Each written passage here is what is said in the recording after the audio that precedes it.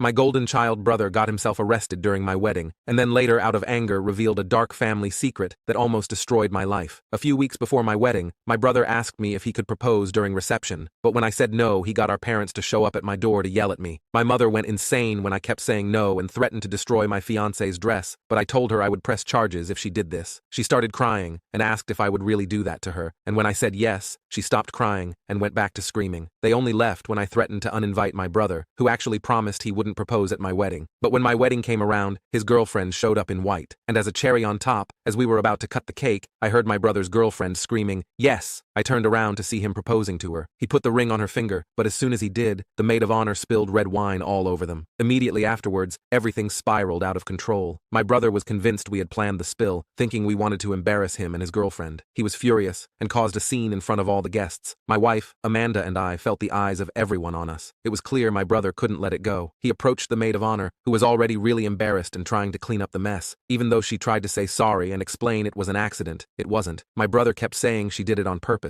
He began yelling and cursing at her. Then she began to cry. This caused even more people to get involved, trying to calm things down. I jumped in, trying to cool things off, but it just made him louder and more upset. Out of nowhere, he stepped right up to me and shoved me. I was totally caught off guard and stumbled back. I pushed back, and things got out of hand fast. We ended up scuffling, grabbing at each other's shirts, and before we knew it, we were swinging at each other. Then Amanda decided to call the police. When the police showed up, they talked to a bunch of people to figure out what happened. It was really embarrassing to explain the whole fight, especially in front of all our friends and family who were there to celebrate with us. In the end, the police decided it was best for my brother and his girlfriend to leave the party. As they were being led away, my brother kept yelling about how that war of a bridesmaid ruined their day. Even though it was a relief to see him go, I also felt sad because he's still my brother. After they left, the whole mood at the wedding was pretty down. A lot of guests started to leave too, saying sorry as they went. The morning after the wedding, my phone buzzing non-stop woke me up. It was my parents calling from their vacation in Italy. They had missed the wedding for their holiday, but my brother had already called them and told them his side of the story about what happened. From what they were saying, it was obvious my parents were on my brother's side. He's always gotten his way since he was the younger brother and baby of the family. They seemed disappointed in me and expected me to fix things. The whole conversation felt pretty one-sided, mainly because they had only heard my brother's version of the story. This kind of thing isn't new. In our family, it's always been like his word gets more weight than mine. Not only that, my parents told me I had to bail out my brother, who had ended up spending the night in jail because once he was outside, he started arguing with the officers and acted like an eye hole to them. They also said I needed to replace his girlfriend's dress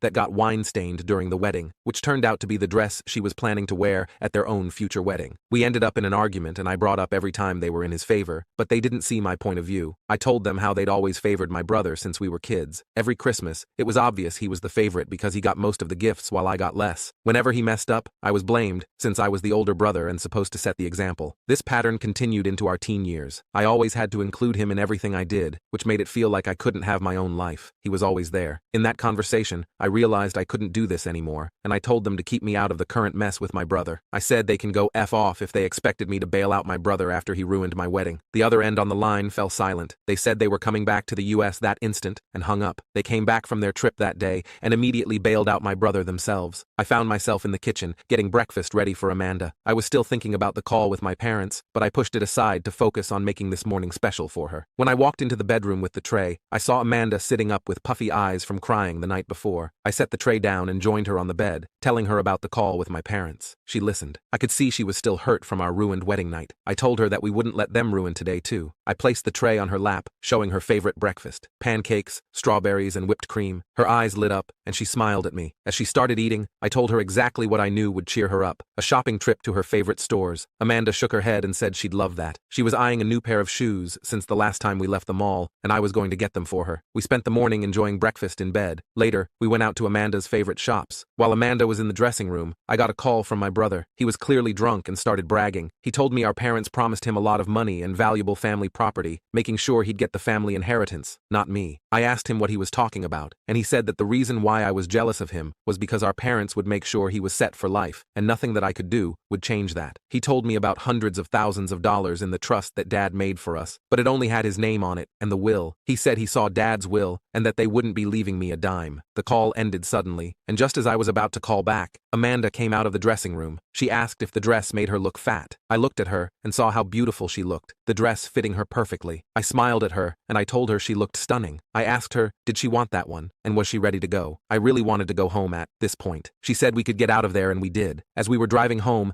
Amanda seemed happier, and this made me content. When we pulled into the driveway, my heart sank. My brother, his fiancée, and our parents were all there. The tension was heavy as Amanda and I stepped out of the car. Immediately, they started demanding. My parents insisted again that we buy a new dress for my brother's fiancée and compensate her for the emotional damage from the wedding incident. I said if anything, they need to pay us for emotional damage. Amanda explained to my parents that my brother's fiancée wore white at our wedding, and my brother made things worse by proposing to her, but they didn't seem to care. My brother's fiancée took this personally and began insulting Amanda. She called her a pass-around and said she was jealous because she looked better in her dress at her wedding. She then accused Amanda of getting someone to spill the wine on her because of her jealousy. Amanda admitted that she had orchestrated the wine spill. That admission was like pouring gasoline on a fire. My brother's fiancée screamed and lunged at her. The driveway turned chaotic as she tried to attack my wife. Instinctively, I stepped between them, pushing her back to protect her. Things quickly turned into another fight, with my brother jumping in, swinging his fists. My dad threatened to call the police on us again, but that didn't stop us. Eventually, the police arrived and arrested me and my brother. They placed us both in the back of a cop car and took us to the police station. On the ride there, my brother laughed to himself. I asked him what was funny since we were going to jail. He asked, did I want to know the real reason why mom and dad didn't like me? I didn't know what to say after that, so I remained silent. He went on to say, I wasn't their real child. My father had an affair, and I was the result. My real mom didn't want me, so my parents were stuck having to raise me. He called me a mistake and said that's why I would never get any inheritance. I said he was drunk and that he was just saying this. He asked me why I think I had dark eyes when everyone in our family had blue or green eyes. I still didn't pay any attention to him. He said that grandma tried to convince mom and dad to put me in the system. She said someone would take me, but it was too late. I asked him how long did he know, and he said he's always known. They told him at a very young age. I didn't know if this was just another one of his ploys to hurt me, or if this was true. Whichever was the case, this news hit me hard. The cold treatment, the favoritism, the lack of inheritance, it all made sense now. They had never truly seen me as their own child. As soon as we arrived at the police station, Amanda was there. She bailed me out and she signed some paperwork. My brother was still in his cell as I was leaving. He was screaming, telling Amanda to get him out of there. She said to ask that fiancé of his, and we left. The ride home was quiet, with only the car engine's hum filling the silence. Finally, I told Amanda what my brother had drunkenly confessed, that I was the result of an affair and raised by parents who never really considered me their own. I could see she was trying to process everything I had shared. I told her I was unsure about confronting my parents. How could I ask them, knowing they had kept such a deep secret? What would it change? These questions made me feel even more lost. Amanda reached over and held my hand. She told me she would support whatever choice I thought was right. As we pulled into our driveway, I felt a weight on my shoulders, but I knew whatever happened I had Amanda standing with me, and knowing that I felt more hopeful for our future. Update 1. 3 years later, life has taken a brighter turn. One autumn morning, Amanda came to me with a glowing smile, holding up a positive pregnancy test. I hugged her and kissed her. I was so excited to be a father. As Amanda's pregnancy progressed, we decided to renew our vows and make new, happy wedding memories. We planned a simple, intimate ceremony with close friends. The day of our vow renewal was perfect. The sun shone brightly over the beautiful garden where we stood. Amanda, radiant with her baby bump, walked down the aisle in a flowing dress. Her beauty took my breath away. A few months after our vow renewal, I felt my world turn upside down again. My parents died unexpectedly in a car accident. Even though we had a strained relationship, I felt a deep sadness and a sense of obligation to attend their funeral. Amanda joined me in support. At the funeral, the air felt heavy. Friends and extended family gathered to pay their respects. My brother, however, stood apart from the people mourning. He looked almost satisfied that our parents were gone. He avoided looking in my direction, his demeanor unsettlingly detached. As the service proceeded, I couldn't shake the unease. My brother's behavior seemed out of place. I couldn't fathom his emotions, whether he was relieved, indifferent, or hiding something deeper, but his presence felt like a dark cloud over an already grim day. As the service ended, I watched my brother, still keeping his distance, a faint, almost smug smile playing on his lips. After the funeral, life seemed to settle into an uneasy calm. My brother and his fiancée continued to live in their lavish mansions, seemingly untouched by the aftermath of our parents' passing. News occasionally trickled through the family grapevine about their extravagant lifestyle, but it wasn't until later that I heard troubling rumors. Word spread that they had burned through their inheritance quicker than expected. Their once larger-than-life habits were now crumbling under the weight of poor financial decisions. It came as a surprise to no one when whispers began circulating